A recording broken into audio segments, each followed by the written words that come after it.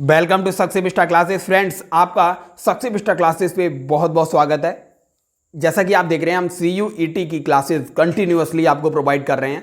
तो फ्रेंड्स, ये master class number 3 है। फ्रेंड्स, आपके स्कोर को बढ़ाने के लिए ये CUET का एफर्ट है, वो आपको मास्टर क्लासेस प्रोवाइड कर रहा है। ये पार्ट 3 है। अगर आपने स्टार्टिंग के पार्ट 2 नहीं देखे तो प्लेलिस्ट डिस्क्रिप्शन बॉक्स में दिया, आप वहाँ जाकर देख सकते हैं। तो आइए फ्रेंड्स, स्टार्ट करते हैं मास्टर क्लास 3।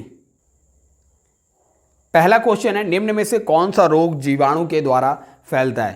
तो जीवाणु, विषाणु और फंगस के थ्रू जितने भी रोग फैलते हैं फ्रेंड्स, आज की वीडियो में हम कवर करेंगे। तो जीवाणु के द्वारा जो रोग फैलता है उसको कहते हैं प्लेग। अब आइए इंपॉर्टेंट जीवाणुओं के द्वारा रोग फैलते हैं उनको ट्रिक के माध्यम से याद करते हैं। तो हमारी ट्रिक है GST पंडित का टिक न्यू है। GST पंडित का टीका न्यू है, ये है हमारी ट्रिक। तो आप याद रखिए, जी से होता है गोनोरिया। गोनोरिया जो होता है जीवाणु के द्वारा फैलता है। एस फॉर सिफिलिस, ये भी जीवाणु के द्वारा फैलता है। टी से टाइफाइड, जिसे मियादी बुखार भी कहते हैं।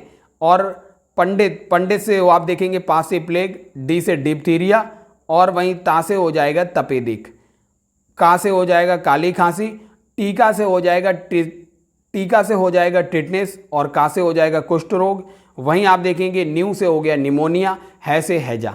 तो एक बार आइए और रिवाइज कर लेते हैं। ये ट्रिक आपको काफ़ी लॉन्ग टाइम तक जीवाणु से संबंधित रोगों को याद करने में हेल्प करेगी। तो GST पंडित का टीका न्यू है। जी से गोनोरिया, एस से सिफिलिस, टी से टाइफाइड। पंडित, अब आइए पंडित से देखते हैं। पा से प्लेग, डी से डिप्थीरिया, ता से तपेदिक हो जाएगा, का से हो गया काली खांसी, जिसे कोकर खांसी भी कहते हैं। टीका से हो जाएगा टी से टिटनेस, का से कुष्ठ रोग, न्यू से हो जाएगा निमोनिया, है से हो जाएगा हैजा।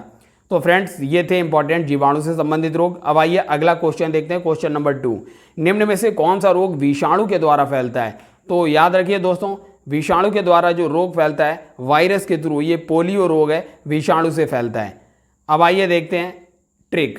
हमने विषाणु से संबंधित जितने भी रोग होते हैं उनकी ट्रिक बनाई है। रेखा हमें गुड़ चटा छोटी माता के साथ ई पहिए से भाग गई। जो रेखा है हमको गुड़ चटाकर छोटी माता के साथ ई पहिए से भाग गई। अब आइए देखते हैं, रेखा से हो गया रे से रेवीज हो गया, खा से खसरा, हमें से हो गया हा से हर्मिस, में से हो गया मेनिंजाइटिस, और गुड़ से अगर देखेंगे आप तो गा से गलसोद, और ड़ा से हो जाएगा डेंगू, और वहीं चटास से हो जाएगा आप देखेंगे चे से चेचक, टा से ट्रेकोमा, और छोटी माता से छोटी माता हो गई। ई से हो जाएगा इन्फ्लुएंजा, और पहिए से आप देखेंगे पा से पोलियो, ही से हेपेटाइटिस, और ए से एड्स। तो फ्रेंड्स, ये हमारा विषाणु से संबंधित रोग हैं। एक बार और देखते हैं। रेखा से हो गया रे से रेबीज, खा से खसरा, हमें से हो गया हा से हर्मिस, और में से मेनिंजाइटिस, और गुड़ से आप देखेंगे गा से गलसोद, और डा से हो गया डेंगू बुखार, और चटा हमने बोला ऊपर चटाकर, तो इसका मीन्स चा से हो गया चेचक, टा से ट्रिकोमा, और छोटी माता से छोटी माता हो गई, ई से इन्फ्लुएंजा हो गया, और पहिया हमने आपको बोला ई पहिए से भाग गई, मतलब पा से पोलियो, ही से हेपेटाइटिस, और डा से और ए से एड्स। तो इतने रोग जो हैं वो विषाणु से होते हैं। ध्वनि का वेग अधिकतम होगा। तो दोस्तों, निर्वात में ध्वनि चलती ही नहीं है, वायु में, जल में, इस्पात में। तो ध्वनि का वेग सबसे ज़्यादा अधिकतम होता है ठोस में, इस्पात यहाँ पर ठोस है। अगला प्रश्न देखते हैं, निम्नलिखित में कौन विटामिन सी का सबसे अच्छा स्रोत है?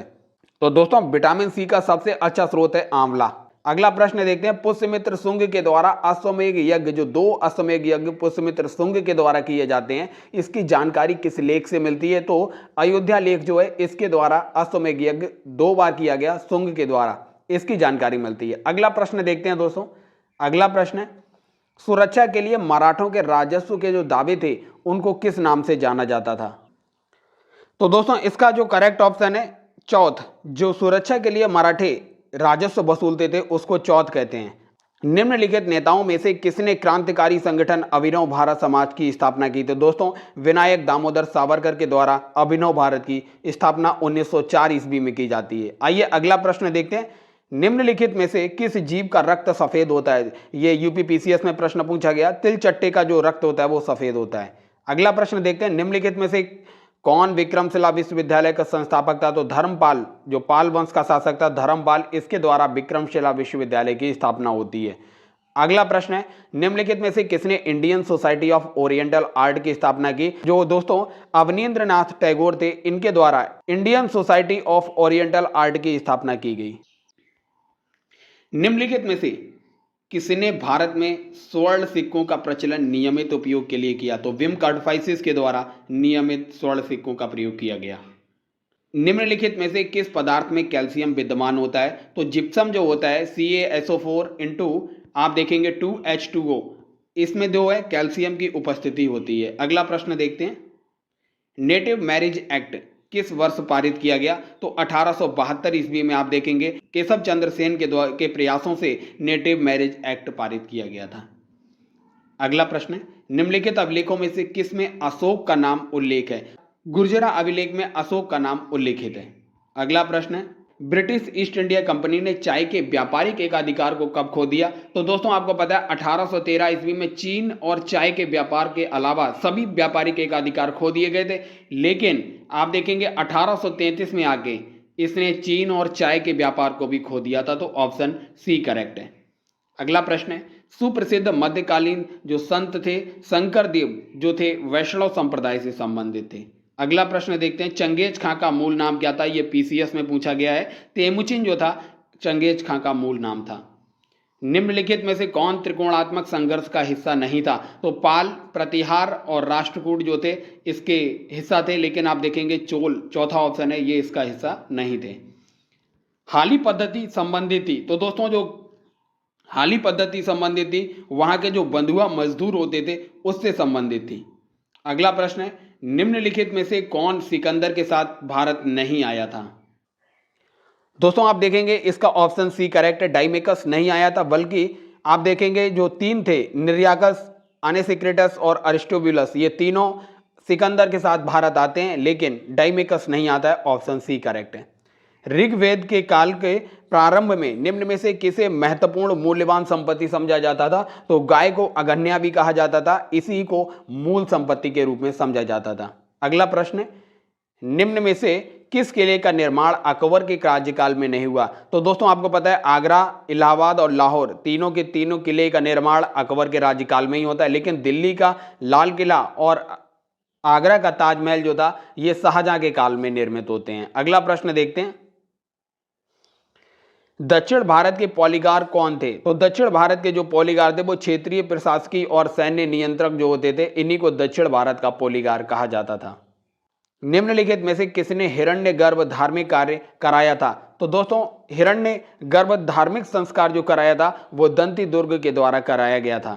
मुगल सम्राट जहांगीर ने निम्न में से किसे इंग्लिश खान की उपाधि दी? तो मुगल सम्राट ने जो विलियम हॉकिंस था, विलियम हॉकिंस को इंग्लिश खान की उपाधि दी थी। कलिंग युद्ध का विवरण हमें अशोक के 13वें शिलालेख के द्वारा प्राप्त होता है। एक ही कब्र से 3 मानव कंकालों के मिलने के जो प्रमाण हैं वो दमदमा से मिलते हैं। अगला प्रश्न है, कृष्णदेव राय ने किस नगर की स्थापना की? तो दोस्तों कृष्णदेव राय ने आमुक्त माल्यद नाम का एक ग्रंथ भी लिखा जो तेलुगु भाषा में लिखा गया था। इसने अपनी मां के नाम से एक नगलापुर नगर की स्थापना की। अगला प्रश्न है, जहांगीर ने मुख्यतः निम्नलिखित में से किस कला को संरक्षण दिया? तो जहांगीर ने चित्रकला को संरक्षण दिया। अगला प्रश्न देखते हैं, गुलाम का गुलाम किसे कहा जाता था? तो गुलाम का गुलाम जो था इल्तुतमिश को कहते थे। किस वर्ष बाबर ने सुल्तान इब्राहिम लोदी को पानीपत की लड़ाई में पराजित किया था? तो आपको पता है 1526 ईस्वी में पानीपत का प्रथम युद्ध होता है जिसमें बाबर जीत जाता है, इब्राहिम लोदी मारा जाता है युद्ध के मैदान में। अगला प्रश्न है, निम्नलिखित में से कौन सा अनुच्छेद देश के सभी नागरिकों के लिए समान नागरिक संहिता की बात करता है? तो आर्टिकल 44 जो DPSP में आता है, और ये भाग 4 जो हमारे भारत का संविधान का भाग 4 है, DPSP में अनुच्छेद है 44 जिसमें समान नागरिक संहिता की बात है। अगला प्रश्न है, महात्मा गांधी की अध्यक्षता में भारतीय राष्ट्रीय कांग्रेस का एकमात्र अधिवेशन कर्नाटक के बेलगांव में हुआ था और ये 1924 ईस्वी में होता है दोस्तों। अगला प्रश्न देखते हैं, भारत का एक संविधान जो है सबसे लंबा लिखित संविधान है। अगला प्रश्न है, निम्नलिखित में से कौन सा नाटक कालिदास के द्वारा लिखा गया था? तो मालविकाग्निमित्रम, अभिज्ञान शाकुंतलम, मालविकाग्निमित्रम, ये सारे के सारे नाटक कालिदास के द्वारा लिखे गए। तो इसका ऑप्शन सी करेक्ट है, मालविकाग्निमित्रम। इसमें मालविका और अग्निमित्र की प्रेम कहानी है। अगला प्रश्न है, किस संशोधन अधिनियम को भारत का लघु संविधान कहा जाता है? तो दोस्तों 1976 में इंदिरा गांधी जी के टाइम पे जो हुआ था 42वां संविधान संशोधन, इसे मिनी कॉन्स्टिट्यूशन के नाम से भी जाना जाता है।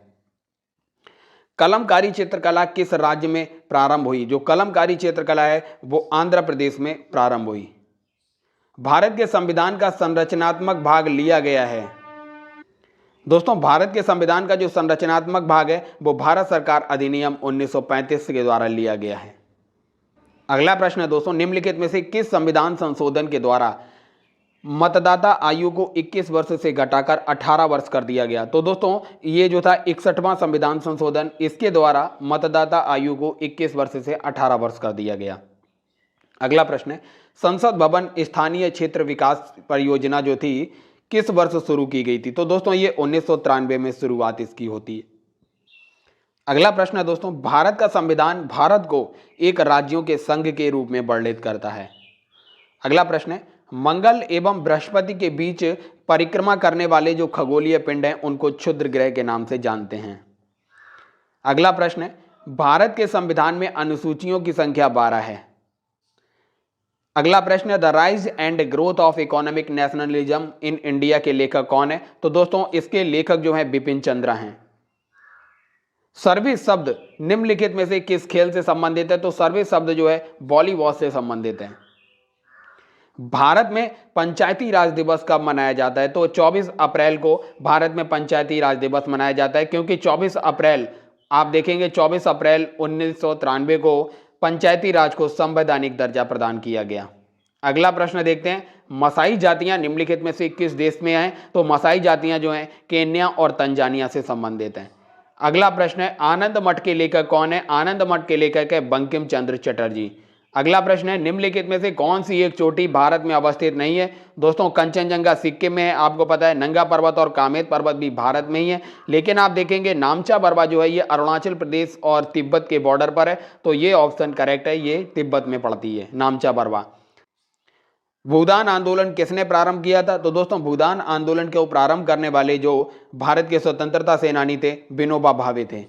अगला प्रश्न है, लाइफ डिवाइन पुस्तक के लेखक कौन है? लाइफ डिवाइन पुस्तक जो लिखी गई वो अरविंद घोष के द्वारा लिखी गई। बंगाल की एशियाटिक सोसाइटी 1784 में जो स्थापित हुई उसके प्रवर्तक थे सर विलियम जोन्स। अगला प्रश्न है, भारत की संविधान सभा किसके अनुसार गठित की गई? भारत की संविधान सभा जो थी कैबिनेट मिशन योजना के अनुसार गठित की गई। अगला प्रश्न है, प्रथम भारतीय नोबेल पुरस्कार विजेता कौन थे? रविंद्रनाथ टैगोर जी को गीतांजलि पुस्तक के लिए 1913 ईस्वी में प्रथम नोबेल पुरस्कार मिलता है। अगला प्रश्न है, हमारा जो राष्ट्रीय गीत है वंदे मातरम, उसको आनंद मठ जिसे बंकिम चंद्र चटर्जी के द्वारा लिखा गया से लिया गया है। और दोस्तों आपको पता है गोदान जो लिखा गया है, गोदान उपन्यास मुंशी प्रेमचंद का है, और वहीं आप देखेंगे चित्रा जो है, चित्रा रविंद्रनाथ टैगोर के द्वारा लिखा गया। अगला प्रश्न देखते हैं, भारत का जो राष्ट्रीय पंचांग है किस संबंध पर आधारित है? तो दोस्तों भारत का राष्ट्रीय पंचांग जो है वो शक संवत जो 78 ईस्वी आप देखेंगे 78 ईस्वी से प्रारंभ माना जाता है और कनिष्क के द्वारा इसका संबंध है। अगला प्रश्न है, दिल्ली में केंद्रीय सचिवालय के उत्तरी और दक्षिणी खंडों का वास्तुविद कौन था? एडवर्ड लुटियंस जो थे इसके वास्तुविद थे। अगला प्रश्न देखते हैं, निम्नलिखित में से कौन सी कृति रविंद्रनाथ टैगोर की नहीं है? दोस्तों आप देखेंगे चित्रा, द कोर्ट डांसर और चित्रांगदा, ये तीनों रविंद्रनाथ टैगोर की हैं, वहीं कपाल कुंडला जो है इनके द्वारा नहीं लिखी गई है। अगला प्रश्न है, भारत की शासन व्यवस्था में पहली बार प्रतिनिधि एवं लोकप्रिय तत्व को समाविष्ट करने का प्रयास किस वर्ष किया गया था? दोस्तों 1861 का जो भारतीय परिषद अधिनियम था उसके द्वारा यह प्रावधान किया गया था। किस गवर्नर के काल के दौरान 1921 में ईस्वी में कलकत्ता में विक्टोरिया मेमोरियल हॉल का निर्माण किया गया? तो दोस्तों रीडिंग जो था, रीडिंग के कार्यकाल में ऐसा किया गया था। नई दिल्ली शहर के रूपांकन में कौन शामिल था? एडवर्ड लुटियंस और एडवर्ड वेकर जो थे नई दिल्ली के रूपांकन में शामिल थे। अगला प्रश्न है, 1898 में जो बनारस में सेंट्रल हिंदू कॉलेज स्थापित किया गया था, बाद में इसे बनारस हिंदू विश्वविद्यालय को केंद्र बना दिया गया। इसकी स्थापना में महत्वपूर्ण योगदान जो था एनी बेसेंट का था। अगला प्रश्न है, भारत के राष्ट्रीय ध्वज का डिजाइन तैयार किसके द्वारा किया गया? तो पिंगली वेंकैया के द्वारा भारतीय राष्ट्रध्वज का डिजाइन तैयार किया गया। देवदास उपन्यास के रचनाकार कौन है? दोस्तों, देवदास उपन्यास की रचना जो की थी शरद चंद्र चट्टोपाध्याय के द्वारा की गई। चित्रा उपन्यास किसके द्वारा लिखा गया? हम आपको बता चुके हैं दोस्तों, चित्रा उपन्यास रविंद्रनाथ टैगोर के द्वारा लिखित है। प्रेम पचीसी के रचनाकार कौन है? तो प्रेम पचीसी के रचनाकार हैं प्रेमचंद। मुंशी प्रेमचंद के द्वारा प्रेम पचीसी लिखी गई। और मुंशी प्रेमचंद के अन्य ग्रंथ भी हैं दोस्तों, जिसमें गोदान, गबन, सेवा सदन, निर्मला, रंगभूमि, कर्मभूमि इत्यादि महत्वपूर्ण जो हैं वो मुंशी प्रेमचंद की रचनाएं हैं। फणीश्वरनाथ रेणु के द्वारा लिखा गया मैला आंचल और जयशंकर प्रसाद की जो कृतियां हैं जैसे तितली है, समुद्रगुप्त है, स्कंदगुप्त है, ये जयशंकर प्रसाद के द्वारा लिखी गई। और यामा जो महत्वपूर्ण कृति है वो महादेवी वर्मा की है। तो दोस्तों इसका करेक्ट ऑप्शन है ऑप्शन ए, प्रेम पचीसी प्रेमचंद की प्रसिद्ध कृति है। तो फ्रेंड्स, आप सक्सेस विस्टा क्लासेस की ये वीडियो सीरीज को ज़्यादा से ज़्यादा शेयर कीजिए और चैनल को सब्सक्राइब कीजिए। Thank you.